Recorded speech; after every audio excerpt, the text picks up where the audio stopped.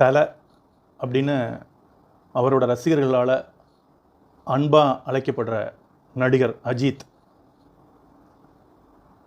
கலைஞர் தலைமை ஏற்கிற ஒரு பெரிய மேடையில் பேசினார்.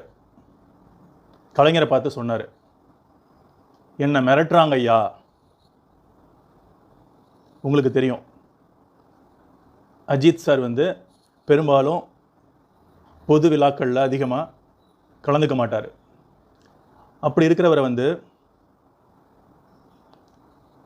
திமுக காரங்க போயிட்டு நிகழ்ச்சியில் கலந்துக்கணும் அப்படின்னு மிரட்டி இருக்கிறாங்க. அதை தான் மிரட்டுறாங்க ஐயா அப்படின்னு அஜித் சொன்னார். அப்போ சொன்னப்போ அங்கே அமர்ந்திருந்த ரஜினிகாந்த் அவர்கள் எழுந்திருச்சு கைத்தட்டினார். இது ஒரு சிம்பிளான விஷயம், எல்லாருக்கும் தெரிஞ்சிருக்கும். பல லட்சம் ரசிகர்களை வைத்திருக்கிற தல அஜித் அவர்களையே மிரட்டுறாங்கன்னா நம்மளை மாதிரி சாதாரண ஆட்களோட நிலைமையை கொஞ்சம் யோசிச்சு பாருங்க.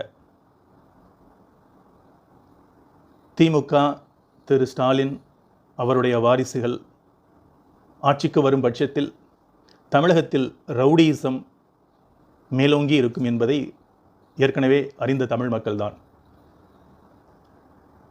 என்னுடைய விருப்பம், என்னுடைய வேண்டுகோள், கலைத்துறை மட்டுமின்றி நாட்டில் எல்லா விஷயங்களிலும் கருத்து சுதந்திரம், மனிதநேயம் ஆகியவற்றை ஊக்குவிக்கும்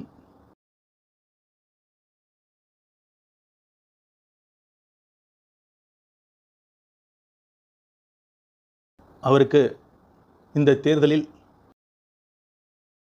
வாக்களித்து நமது வாக்குகளுக்கு பெருமை சேர்த்துக் கொள்வோம். தமிழ் மக்களின் தரத்தை உயர்த்துவோம். நாம் போடும் ஒவ்வொரு வாக்கும் 1000 வாக்குகளுக்கு சமமானவை, விலை மதிப்பில்லாதவை. உங்கள் குழந்தைகளின் கல்வி செலவு, உங்கள் குடும்பத்தாரின் மருத்துவ செலவு ஆகியவற்றால் அவதிப்பட்டு கொண்டிருக்கும் உங்களின் நிலை மாறும், வாழ்க்கை தரம் உயரும். நாளை நமதே.